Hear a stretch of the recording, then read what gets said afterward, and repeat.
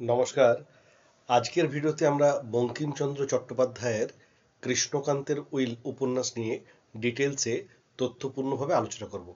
এখানে আমরা মূল কাহিনীটিকে যতটা সম্ভব সংক্ষেপে বলবো, কিন্তু তার সাথে প্রচুর তথ্য শেয়ার করব যাতে পরীক্ষায় ছাত্রছাত্রীদের কাজে লাগে।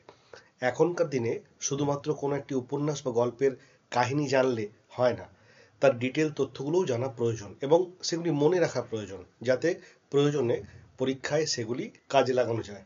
মূল কাহিনী বলার আগে আমার মনে হয় কয়েকটি গুরুত্বপূর্ণ তথ্য প্রথমেই এই উপন্যাস সম্পর্কে আলোচনা করে নেওয়া প্রয়োজন, যাতে ছাত্রছাত্রীরা সেই তথ্যগুলি পেয়ে উপকৃত হতে পারে। প্রথমেই বলি যে কৃষ্ণকান্তের উইল উপন্যাসটি 1282 বঙ্গাব্দের পৌষ সংখ্যায় বঙ্গদর্শনে প্রথম প্রকাশিত হতে শুরু করে। প্রথম 3 মাস নবম পরিচ্ছেদ অবধি প্রকাশিত হওয়ার পর বঙ্গদর্শন পত্রিকাটি বন্ধ হয়ে যায়। এর প্রায় প্রায় 2 বছর পর 1284 বঙ্গাব্দের বৈশাখ মাসে সঞ্জীব চন্দ্রের সম্পাদনায় যখন পুনরায় প্রকাশিত হতে শুরু করে, তখন দশম পরিচ্ছেদ থেকে কৃষ্ণকান্তের উইল উপন্যাসটি পুনরায় প্রকাশিত হতে থাকে। এই উপন্যাসের দুটি খণ্ড, প্রথম খণ্ডে 31টি পরিচ্ছেদ রয়েছে এবং দ্বিতীয় খণ্ডে 15টি পরিচ্ছেদ রয়েছে, দুটো মিলিয়ে মোট 46টি পরিচ্ছেদ, এবং শেষে একটি পরিশিষ্ট অংশ রয়েছে। এই উপন্যাসটি প্রথম গ্রন্থ আকারে 1878 সালে প্রকাশিত হয় এবং এর প্রথম সংস্করণের পৃষ্ঠা সংখ্যা ছিল 170, দ্বিতীয় সংস্করণের পৃষ্ঠা সংখ্যা ছিল 171। বঙ্কিমচন্দ্রের জীবিতকালে যে শেষ সংস্করণ প্রকাশিত হয়েছিল 1892 সালে, অর্থাৎ এই উপন্যাসের চতুর্থ সংস্করণ, সেখানে পৃষ্ঠা সংখ্যা ছিল 196। এখানে জানা প্রয়োজন যে এই যে 4টি সংস্করণ বেরিয়েছিল, এর কোনো সংস্করণেই কোনো ভূমিকা বা বিজ্ঞাপন ছিল না। এখানে লক্ষণীয় যে প্রথম সংস্করণে 170 পৃষ্ঠা এবং শেষ সংস্করণে বঙ্কিমচন্দ্রের জীবৎকালে 196 পৃষ্ঠা। বোঝা যাচ্ছে যে এই উপন্যাসের অনেকগুলি পাঠ ভেদ রয়েছে। বঙ্কিমচন্দ্র এখানে রোহিণী চরিত্রের কিছুটা অদলবদল করেছেন এবং ব্রহ্মানন্দ বা হরলাল এই সকল চরিত্রের মুখের ভাষারও অনেকখানি পরিবর্তন করেছেন। আপনারা যদি এই পাঠ ভেদ ডিটেলসে দেখতে চান, তাহলে সজনীকান্ত দাস ও ব্রজেন্দ্রনাথ বন্দ্যোপাধ্যায় সম্পাদিত চতুর্থ সংস্করণের একদম শেষ পৃষ্ঠাগুলি দেখলে পাঠভেদ সম্পর্কে ডিটেলস ধারণা পেয়ে যাবেন। মূল কাহিনী বলার আগে দুটো কথা আমরা বলে নিই। কাহিনীর বলার সময় আমি আমার এই স্ক্রিনে যে ফাঁকা জায়গাটি আছে, সেখানে একটি ছক শেয়ার করে দিচ্ছি, যাতে কার সাথে কি সম্পর্ক সেই তথ্যগুলি আপনারা অনায়াসে দেখতে পারেন, এবং পাশাপাশি এই ফাঁকা জায়গাতে বারবার নানান ছোট ছোট ইনফরমেশন আমি দিয়ে দেবো, যেগুলো পরীক্ষায় ভীষণভাবে কাজে লাগে। এবার আমরা মূল কাহিনীতে প্রবেশ করব। কৃষ্ণকান্তের উইল উপন্যাসের এই যে নাম, এই নামটি থেকেই পরিষ্কার একটা ধারণা প্রথমেই পাওয়া যাচ্ছে যে কৃষ্ণকান্ত রায় বা কৃষ্ণকান্ত বাবু নামে কোনো এক ভদ্রলোক ছিলেন, যার করা উইলকে কেন্দ্র করে পুরো উপন্যাসের ঘটনাটি এগিয়েছে। প্রথমে বলি, হরিদ্বার গ্রামের জমিদার ছিলেন কৃষ্ণকান্ত রায়, তার ভাই ছিলেন রামকান্ত রায়। এই দুই ভাইয়ের মধ্যে সম্পর্ক অত্যন্ত ভালো ছিল এবং এনাদের যে জমিদারি সম্পত্তি, তার বাৎসরিক মুনাফা ছিল প্রায় 2 লক্ষ টাকা। কৃষ্ণকান্ত রায়ের দুটি সন্তান, হরলাল ও বিনোদলাল, এবং একটি কন্যা যার নাম শৈলবতী। অন্যদিকে রামকান্ত রায়, তার একটি সন্তান যার নাম গোবিন্দলাল। এই উপন্যাসের প্রথম খণ্ডের প্রথম পরিচ্ছেদেই গোবিন্দলালের পিতার মৃত্যুকে দেখানো হয়েছে, ফলে সেখান থেকেই প্রাথমিক উইল তৈরি করা শুরু হয় এবং এই মৃত্যুর ফলে কৃষ্ণকান্ত রায় নিজের ভাইয়ের সম্পত্তি তার উত্তরাধিকারীকে দেবার জন্য প্রথমবার উইল করানোর জন্য উদ্যোগী হলেন। এবং এই উইল করানোর পর কৃষ্ণকান্ত রায়ের যে বড় পুত্র হরলাল, সে উইলের সম্পত্তির বিভাজন দেখে অসন্তুষ্ট হয়ে সরাসরি প্রতিবাদ জানিয়ে পিতার সাথে বচসায় নেমেছিল এবং সে কলকাতায় চলে গিয়ে পিতাকে চিঠি লিখে হুমকি দিয়েছিল, তার পিতা যদি উইল পরিবর্তন করে নতুন উইল না লেখেন এবং তাকে উচিত সম্পত্তি না দেন, তাহলে তিনি বিধবা বিবাহ করবেন। কারণ তখন কলকাতার পণ্ডিতরা বিধবা বিবাহকে শাস্ত্রসম্মত বলে মান্যতা দিয়েছিলেন। কৃষ্ণকান্ত রায় প্রথমবার যে উইল করেছিলেন, সেখানে তার সৎ উদ্দেশ্য ও ইচ্ছা ছিল এবং তিনি কোনোভাবেই নিজের ভাইকে বা ভাইয়ের উত্তরাধিকারীকে সম্পত্তি থেকে বঞ্চিত করতে চাননি বা ঠকাতে চাননি। অর্থাৎ দেখা যাচ্ছে যে এই পুরো উপন্যাসটি সম্পত্তির মালিকানা ও ভাগবাটোয়ারাকে কেন্দ্র করে ধীরে ধীরে জটিল থেকে জটিলতর হয়েছে। কৃষ্ণকান্ত রায় যখন পুত্র হরিলালের চিঠি পেলেন এবং হুমকির কথা পড়লেন, তখন তিনিও চিঠি লিখে হরলালকে জানালেন তার যা ইচ্ছা তিনি তাই করুন, কিন্তু কৃষ্ণকান্ত রায়ের যে মত তা কোনো মতেই বদলাবে না। উল্টে আমরা দেখতে পাই যে কৃষ্ণকান্ত রায় নিজ পুত্র হরলালের অসৎ উদ্দেশ্য এবং সম্পত্তির লোভ দেখার পর পাড়ারই পরিচিত ব্রহ্মানন্দ ঘোষকে ডেকে পাঠালেন নতুন উইল লেখার জন্য। অর্থাৎ এই উইল দ্বিতীয়বার লেখা হচ্ছে। এই ব্রহ্মানন্দ ঘোষ কৃষ্ণকান্তকে জ্যাঠামশাই বলে ডাকতেন এবং তার হাতের লেখা অত্যন্ত সুন্দর ছিল। কৃষ্ণকান্ত রায়ের অনুরোধ মতো ব্রহ্মানন্দ ঘোষ কৃষ্ণকান্তের কাছে এলেন এবং উইলের ব্যাপারে কথাবার্তা বললেন। এই সময় হরলাল কলকাতা থেকে হরিদ্রা গ্রামে এসে গা ঢাকা দিয়ে লুকিয়েছিল। সে যখন জানতে পারল যে তার পিতা কৃষ্ণকান্ত রায় নতুন করে আবার উইল লিখতে উদ্যোগী হয়েছেন এবং সেই উইল লেখাতে হরলাল সম্পূর্ণভাবে বঞ্চিত হতে পারেন বা তার ভাগ আরও কমে যেতে পারে, তখন সে চিন্তিত এবং উদ্বেলিত হয়ে ব্রহ্মানন্দ ঘোষের কাছে গিয়ে তার বাড়িতে দেখা করে এবং তাকে টাকার লোভ দেখিয়ে ঘুষ দিয়ে বলে যে তার কথা মতো একটি উইল লিখতে হবে এবং যখন কৃষ্ণকান্ত রায়ের উইল লেখা হয়ে যাবে তখন এই উইল পাল্টে আসল উইল সরিয়ে ফেলতে হবে এবং হরলালের ইচ্ছে মতো লেখা উইল কৃষ্ণকান্ত রায়ের সিন্ধুকে রেখে আসতে হবে। ব্রহ্মানন্দ প্রাথমিকভাবে এই শর্তে রাজি হননি, কিন্তু টাকার লোভকে তিনি অস্বীকার করতে পারেননি বা এড়াতে পারেননি, তাই অবশেষে তিনি রাজি হন এবং চেষ্টা করেন যাতে এই কাজ করা যায়। কিন্তু আমরা দেখতে পাই যে তিনি অসফল হয়ে ফিরে আসেন এবং এই অসফলতার জন্য হরলাল ভীষণভাবে দুঃখী হন এবং ক্রোধান্বিত হন। প্রসঙ্গত বলে রাখি যে ব্রহ্মানন্দ ঘোষের ভাইয়ের কন্যা রোহিণী, যিনি অল্প বয়সে বিধবা হয়েছিলেন, তিনি ব্রহ্মানন্দের সাথেই থাকতেন। হরলাল যখন দেখলেন যে ব্রহ্মানন্দ এই কাজটি করতে পারলেন না, তখন তিনি ঘরের ভেতরে গিয়ে রোহিণীর সাথে এই বিষয়টি নিয়ে কথা বলে এবং রোহিণীকে হরলাল মনে করিয়ে দেয় যে কিছুদিন আগে রোহিণীর বিপদের দিনে হরলাল কিভাবে তাকে রক্ষা করেছিল এবং বাঁচিয়েছিল। এর সাথে সাথে রোহিণীকে সে টাকার প্রলোভনও দেয়, কিন্তু রোহিণী টাকার প্রলোভনে পায়া দেয়নি। সে ওই কৃতজ্ঞতার ঋণ স্বীকার করতে খানিকটা রাজি হয়েছিল বটে, কিন্তু তার অন্য মতলব ও পরিকল্পনা ছিল, সেটা আমরা পরে জানতে পেরেছি। যাই হোক, হরলালের প্রস্তাবে রোহিণী রাজি হয় এবং রোহিণী রাজি হয়ে কৃষ্ণকান্ত রায়ের বাড়িতে পৌঁছয় এবং পৌঁছে গিয়ে ছলে বলে কৌশলে কৃষ্ণকান্ত রায়ের সিন্দুক থেকে আসল উইল নিয়ে হরলালের মনোমতো উইল সেখানে রেখে নিজের কাছে বাড়ি নিয়ে চলে আসতে পারে এবং ধরাও পড়েনি।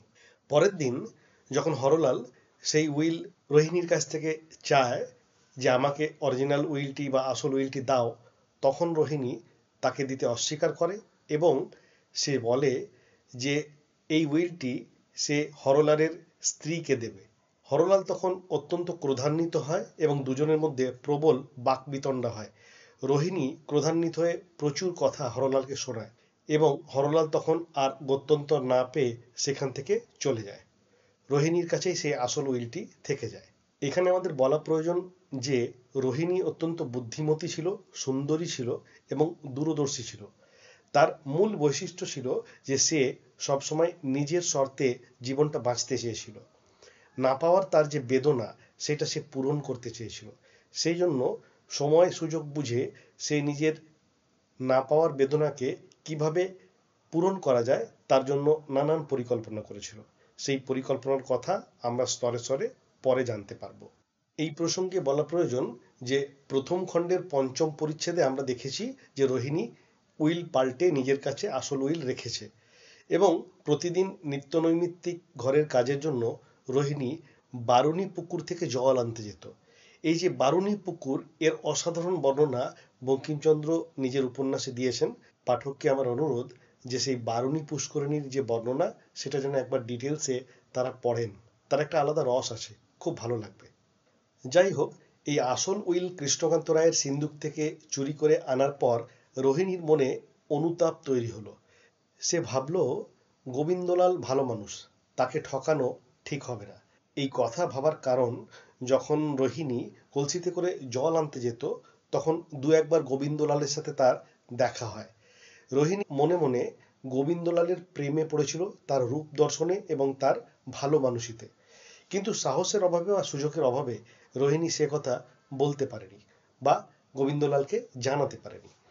প্রথম খণ্ডের 9ম পরিচ্ছেদে আমরা লক্ষ্য করি যে এই যে মনে মনে ভালো লাগা এবং গোবিন্দলালকে না ঠকানোর মনোভাব থেকে রোহিণী পুনরায় লুকিয়ে কৃষ্ণকান্তের বাড়িতে গেল এবং সুযোগ বুঝে যে আসল উইলটা তার কাছে ছিল সেটা পুনরায় সিন্ধুকে রাখার চেষ্টা করলো এবং নকল উইল, যেটা হরলালের ইচ্ছে মতো লেখা হয়েছিল, সেটা বার করে পাল্টানোর চেষ্টা করলো। আর তখন রোহিণী ধরা পড়ে গেল।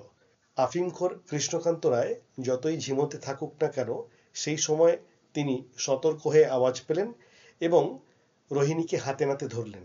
যদিও কৃষ্ণকান্ত রায়ের সামনে হরলালের ওই জাল উইল রোহিণী ছিঁড়ে ফেলে দিয়েছিল, তবু কৃষ্ণকান্ত রায় রোহিণীকে ধরে গরাদের মধ্যে রেখে দিয়েছিলেন যাতে সকালবেলায় উঠে তার বিচার করা যায়। চুরি করতে গিয়ে রোহিণী যে ধরা পড়েছে, রায়বাড়ির মধ্যে যখন এই কথা প্রচার হলো তখন গোবিন্দলাল ও ভ্রমর দুজনেই চঞ্চল হয়ে পড়ল, কারণ দুজনের কাছেই রোহিণীর ছবি ভালো ছিল বা তার সম্পর্কে তাদের একটা ধারণা ভালো ছিল।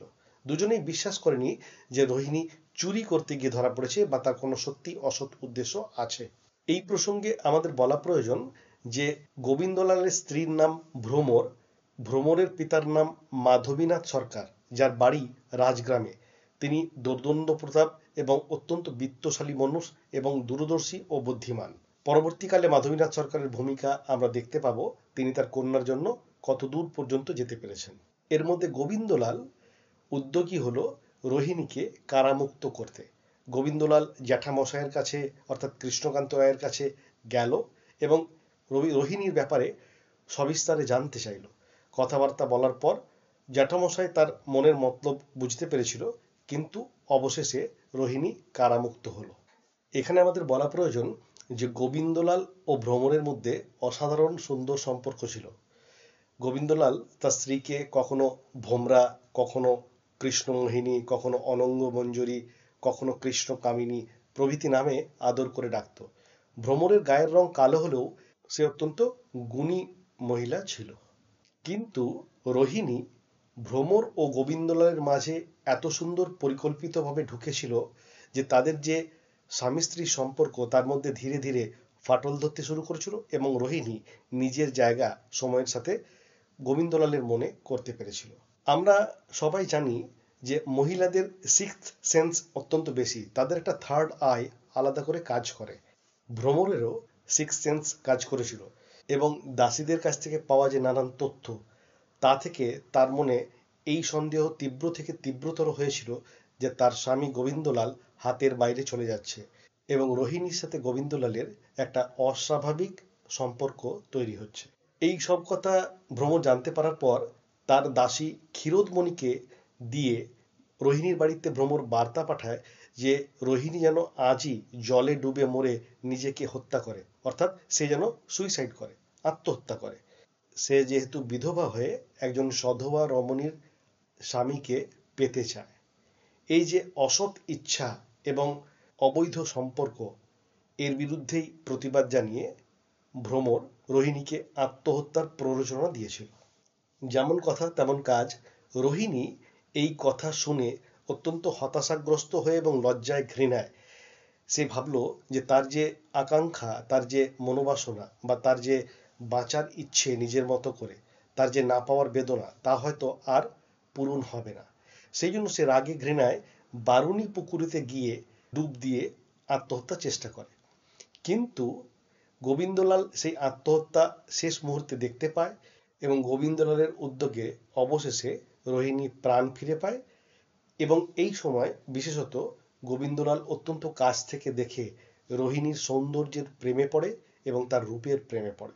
যদিও একথা বলা প্রয়োজন যে গোবিন্দলাল রোহিণীকে এড়িয়ে যাবার জন্য বা এই কথা বুঝতে যখন সে পেরেছে যে ভ্রমরের সাথে সে অন্যায় করছে, একটা অবৈধ সম্পর্ক রোহিণীর সাথে গড়ে উঠতে পারে, এই ব্যাপারটা এড়িয়ে যাবার জন্য গোবিন্দলাল বন্দরখালিতে জমিদারির কাজ দেখবে বলে সেখানে বেশ কয়েকদিনের জন্য গ্রাম ছেড়ে চলে গিয়েছিল।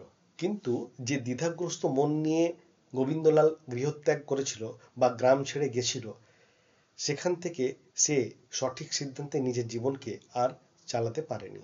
গোবিন্দলাল গৃহত্যাগ করে যখন বন্দরখালিতে জমিদারির কাজ দেখতে চলে গেল, তখন আচমকাই গ্রামের মধ্যে রটে গেল যে গোবিন্দলাল নাকি রোহিণীকে 7,000 টাকার গয়না দিয়েছে, 7,000 রুপিস। এর পাশাপাশি গোবিন্দলাল ও রোহিণীর অস্বাভাবিক সম্পর্ক নিয়ে এমন কানাকানি হলো যে গ্রামের আর কেউ বাকি রইল না তাদের অবৈধ সম্পর্কের কথা জানতে। ধীরে ধীরে এই সমস্ত কথা যখন ভ্রমরের কানে পৌঁছলো, তখন সে প্রাথমিক পর্বে একেবারেই বিশ্বাস করতে চায়নি, যে কারণে ভ্রমর নিজের প্রিয় দাসী ক্ষীরোদমণিকে অত্যন্ত মারধর করে এবং হতাশ হয়ে অন্নদামঙ্গল কাব্য ছিঁড়ে ফেলে এবং ভীষণভাবে কান্নাকাটি করতে থাকে। প্রথম খণ্ডের 23 নম্বর পরিচ্ছেদে আমরা দেখতে পাই যে গোবিন্দলাল ভ্রমরকে কিছু চিঠি লেখে এবং ভ্রমরও গোবিন্দলালকে কিছু চিঠি লেখে। এই প্রসঙ্গে বলা প্রয়োজন যে এই চিঠিগুলি অত্যন্ত গুরুত্বপূর্ণ, কারণ এই চিঠির মধ্য দিয়ে দুটি চরিত্রের যে মানসিক অবস্থা তা প্রকাশিত হয়েছে। ওই জন্য পাঠককে আমার অনুরোধ, এই চিঠিগুলি তারা যেন পড়ে রাখে। অবশেষে আমরা দেখি যে পরিস্থিতি বেসামাল বুঝে বন্দরখালি থেকে গোবিন্দলাল হরিদ্রা গ্রামে ফিরে আসে এই কারণে যাতে ভ্রমরের সাথে তার দেখা হয়। এই সময় আচমকা ভ্রমর তার মাকে চিঠি লেখে যে তার মনের অবস্থা ভালো নয় এবং শরীরের অবস্থাও ভালো নয়, তাই সে কিছুদিন বাপের বাড়িতে কাটাতে চায়। আমরা আগেই বলেছি যে মহিলাদের সিক্স সেন্স এবং থার্ড আই একটু বেশি করে কাজ করে পুরুষদের তুলনায়। ভ্রমরের মা তার মেয়ের চিঠি পড়ে প্রথমেই বুঝতে পারলো যে ব্যাপারটা খুব একটা ভালো নয়, তাই সে তার স্বামীকে অর্থাৎ মাধবীনাথ সরকারকে জানালো। মাধবীনাথ সরকার এই কথা জানতে পেরে কৃষ্ণকান্ত রায়কে একটি চিঠি লিখে জানালেন যে তিনি তার মেয়েকে কিছুদিনের জন্য তার কাছে এনে রাখতে চান। এদিকে গোবিন্দলালও বন্দরখালি থেকে আসছে, আর সেই সময় ভ্রমর চলে গেল বাপের বাড়ি। এই কারণে দুজনের মধ্যে প্রবল অভিমান এবং ভুল বোঝাবুঝি তৈরি হলো। কারণ গোবিন্দলাল ভাবলো আমি আসছি জানার পরেও ও থাকলো না, আর ভ্রমর সেই মুহূর্তে সমস্ত সম্পর্কের কথা জানতে পেরে এতটাই হতাশ ছিল যে সে আর গোবিন্দলালের সাথে মুখোমুখি দেখা করতে চায়নি, কারণ সে মানসিকভাবে ভেঙে পড়েছিল। ভ্রমর যখন বাপের বাড়ি চলে গেল, কৃষ্ণকান্ত রায় দেখলেন গোবিন্দলাল ফিরে এলো। গোবিন্দলালের স্বভাব এবং গ্রামের লোকের কথার কানাকানি সবকিছু দেখা শোনা এবং বোঝার পর কৃষ্ণকান্ত রায় ঠিক করলেন তিনি পুনরায় উইল পরিবর্তন করবেন। সে কারণেই সকলকে ডাকা হলো, সাক্ষীদের ডাকা হলো, গোবিন্দলালের সামনেই পুনরায় উইল পরিবর্তন করা হলো। প্রসঙ্গত বলে রাখি, এটি কৃষ্ণকান্ত রায়ের উদ্যোগে তৃতীয়বার উইল পরিবর্তন। যাই হোক, এই যে উইল পরিবর্তন কৃষ্ণকান্ত করলেন, এই উইলে গোবিন্দলালকে সম্পত্তি থেকে সম্পূর্ণ বঞ্চিত করলেন এবং গোবিন্দলালের পুরো অংশটাই ভ্রমরের নামে লিখে দিলেন। বাকি পূর্ববৎ উইলে যা লেখা ছিল তাই লেখানো হলো। এই উইল পরিবর্তনের পরেই কৃষ্ণকান্ত রায়ের মৃত্যু হয় এবং অত্যন্ত ধুমধাম করে শ্রাদ্ধ হয়। কৃষ্ণকান্ত রায়ের যারা শত্রুপক্ষ তারা আলোচনা করেছিল যে এই শ্রাদ্ধে 5-7 হাজার বা 10,000 টাকা হয়তো খরচ হয়েছে। তার যারা মিত্রপক্ষ তারা বলেছে না না, সম্ভবত লক্ষাধিক টাকা খরচা হয়েছে। কিন্তু উপন্যাসে দেওয়া আছে যে কৃষ্ণকান্ত রায়ের মৃত্যুতে খরচ হয়েছিল 32,356 টাকা 12 পয়সা। প্রথম খণ্ডের 31 নম্বর পরিচ্ছেদে আমরা দেখতে পাই যে গোবিন্দলাল নিজের কিছু পুরনো সম্পত্তি বিক্রি করে লক্ষাধিক টাকা জোগাড় করেছিল এবং 9 বছর পর বিবাহ পরবর্তী সংসার ত্যাগ করে গৃহত্যাগ করে এবং সে আর বাড়ি ফেরে না। এমনই পরিস্থিতিতে ভ্রমর নিজের নামের যে সম্পত্তি তা রেজিস্ট্রি করে গোবিন্দলালকে দান করে দেয়। এই সময় ভ্রমরের বয়স ছিল 17। প্রসঙ্গত বলে রাখি, ভ্রমরের বিয়ে হয়েছিল 8 বছর বয়সে। যাই হোক, এবং এর সাথে আরেকটি কথাও জানা প্রয়োজন যে সূতিকাগারেই ভ্রমরের একটি সন্তান মারা গিয়েছিল। এই বিষয়ে ভ্রমর একবার তার পুরনো স্মৃতিকে রিকল করেছিল, যদি তার সন্তান আজ বাঁচতো বা বেঁচে থাকতো বা বড় হতো, তাহলে হয়তো এভাবে গোবিন্দলাল ভ্রমরকে ছেড়ে চলে যেত না, সন্তানের টানে সে হয়তো সংসারে থেকে যেত। যাই হোক, গোবিন্দলাল গৃহত্যাগ করার পর গোবিন্দলালের অনুপস্থিতিতে ভ্রমর যখন একাকিত্বের বেদনায় এবং মানসিক যন্ত্রণায় ভীষণভাবে কাতর ছিল, তখন সে নানান পুরনো দিনের কথা স্মরণ করেছিল। এরই মধ্যে আমরা দেখতে পাই যে রোহিণী হঠাৎ অসুস্থ হয় গ্রামের মধ্যে এবং সে তার নিজের চিকিৎসা করাতে তারকেশ্বর চলে যায়। পরে জানতে পারা যায় যে রোহিণী এবং গোবিন্দলাল একসাথে প্রসাদপুরের অট্টালিকায় বসবাস করছেন। দ্বিতীয় খণ্ডের পঞ্চম পরিচ্ছেদে আমরা দেখতে পাই যে মাধবীনাথ সরকারের নিকটাত্মীয় নিশাকর দাস, যিনি তার থেকে ৮-১০ বছরের ছোট ছিলেন, তারা একসাথে পরিকল্পনা করে সোনারূপা দাসীর মাধ্যমে গোবিন্দলালের সাথে দেখা করতে গিয়েছিল এবং সেখানে নিশাকর দাস নিজের নাম বলেছিল রাসবিহারী দে এবং বলেছিলেন তিনি বরাহনগর থেকে আসছেন। এই প্রসঙ্গে আমরা বলে রাখি যে নিজের মেয়ের দুঃখ বা দুরবস্থা দেখে মাধবীনাথ সরকার তার সমাধান করার জন্য হরিদ্রা গ্রামের পোস্ট অফিসের যে পোস্টমাস্টার, যিনি 15 টাকা বেতন পেতেন, তাকে 10 টাকা ঘুষ দিয়ে পুরনো চিঠি বার করে এবং ব্রহ্মানন্দ ঘোষের বাড়িতে কি চিঠি আসা যাওয়া করে তা দেখে ডিটেলস বার করেছিলেন এবং সেই ডিটেলস থেকে পাওয়া তথ্য ধরে তিনি প্রসাদপুরের অট্টালিকায় পৌঁছেছিলেন। এর থেকেই মাধবীনাথ সরকারের উপস্থিত বুদ্ধি, প্রত্যুৎপন্নমতিত্ব এবং মেয়ের প্রতি তার যে প্রেম, তার সংসারকে বাঁচানোর তার যে চেষ্টা, এটা প্রমাণিত হয়। যাই হোক, নিশাকর দাস অর্থাৎ যিনি ছদ্মনাম নিয়েছিলেন রাসবিহারী দে, তিনি যখন গোবিন্দলালের সাথে দেখা করতে গেলেন তখন সোনারূপা দাসী তাকে জানালেন যে গোবিন্দলাল কারুর সাথে দেখা করেন না।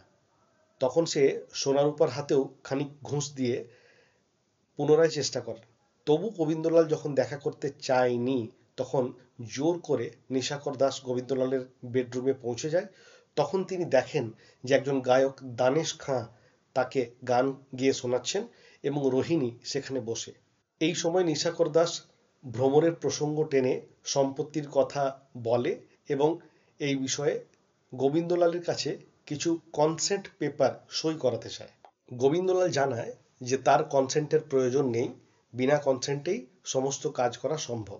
নিশাকর দাস গোবিন্দলালের সাথে কথা বলার সময় চোখাচোখি বা ইশারাতে রোহিণীর সাথে কি যেন একটা বার্তা দিয়েছিল। পরে সোনা এবং রূপা দাসীর মাধ্যমে রোহিণী নিজেই নিশাকর দাসের সাথে আলাদা করে দেখা করতে চায়। নিশাকর দাস সোনারূপা দাসীর মাধ্যমে জানান যে তিনি এই বাড়ির মধ্যে দেখা করবেন না, তিনি সামনের বাগানে সন্ধেবেলায় দেখা করবেন।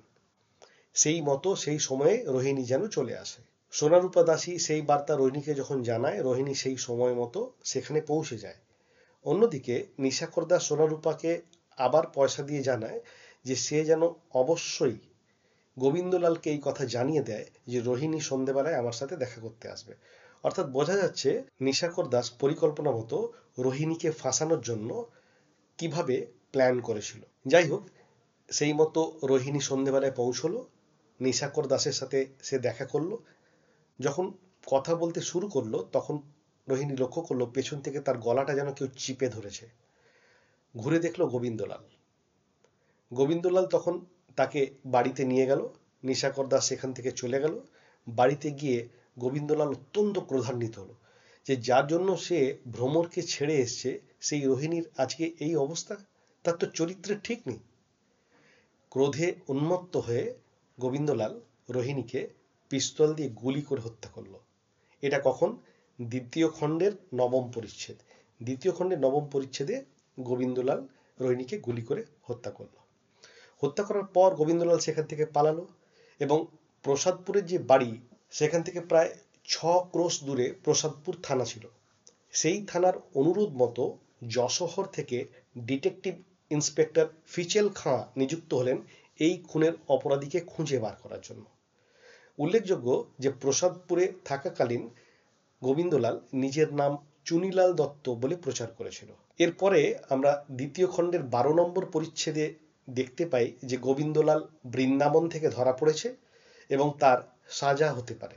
এই খবর হরিদ্রা গ্রামে থাকার সময় ভ্রমর যখন জানতে পারে তখন তার পিতাকে ডেকে পাঠায় এবং 50,000 টাকা নগদ দেয় যাতে গোবিন্দলালকে জেল হাজত থেকে বাঁচানো যায়, তার যেন শাস্তি না হয়। অর্থাৎ এখানেও বোঝা যাচ্ছে যে গোবিন্দলালের প্রতি ভ্রমরের যে শ্রদ্ধা এবং প্রেম তখনও শেষ হয়ে যায়নি। একজন স্ত্রীর যে দায়িত্ব, কর্তব্য এবং নিষ্ঠা সে তখনও পর্যন্ত পালন করে চলেছে। যাই হোক, যদিও ভ্রমরের মনোকামনা পূর্ণ হয়নি, গোবিন্দলালের জেল হয়েছিল। প্রায় 7 বছর গোবিন্দলাল নিজের গ্রামে ফিরতে পারেনি বা ফেরেনি। এমনই সময়ে ধীরে ধীরে গুরুতরভাবে ভ্রমর অসুস্থ হতে শুরু করে এবং ভ্রমরের প্রবল অসুস্থতার সময় তাকে সেবা যত্ন করেছিল তার ভগিনী যামিনী। ভ্রমরের মৃত্যুর ঠিক আগে গোবিন্দলাল হরিদ্রা গ্রামে ফিরেছিল, কিন্তু আমরা দেখি যে এতই বেশি অসুস্থ ভ্রমর হয়েছিল যে দ্বিতীয় খণ্ডের 14 নম্বর পরিচ্ছেদে তার মৃত্যু হয়। ভ্রমরের মৃত্যুর পর গোবিন্দলাল পুনরায় গৃহত্যাগ করে এবং এই সময় গোবিন্দলাল প্রায় অর্ধ উন্মাদ হয়ে গেছিল। তার মনের মধ্যে সব সময় এটাই চলছিল যে যে ভ্রমরকে সে ত্যাগ করলো রোহিণীর জন্য, সেই রোহিণী কেমন দুশ্চরিত্রা বেরোলো, এবং যে রোহিণীর জন্য ভ্রমরকে সে ত্যাগ করলো আলটিমেটলি ভ্রমরকেও সে হারালো। আজ সে কি পেল, তার প্রাপ্তি কি, সে কি চেয়েছিল, আসলে কিসের জন্য সে এত ছুটছিল, ক্ষণিক আনন্দ বা অন্য কিছু? এইসব ভাবনা চিন্তা করতে করতে গোবিন্দলাল একেবারে পাগল হয়ে গেল এবং মানসিক ভারসাম্য হারিয়ে দীর্ঘ 12 বছর পর সে পুনরায় গ্রামের বাড়িতে ফিরে এলো। এই সময় আমরা দেখতে পাই যে গ্রামের বাড়িতে ফিরে এসে সে দেখে যে গোবিন্দলালের যে ভাগিনী শচীকান্ত, সে একটি ভ্রমরের বিশাল মূর্তি তৈরি করিয়েছে বহুল ব্যয় করে, এবং তার নিচে যেটি লেখা রয়েছে সেটি আমরা স্ক্রিনে শেয়ার করছি। এখানেই কাহিনীটি শেষ। নমস্কার।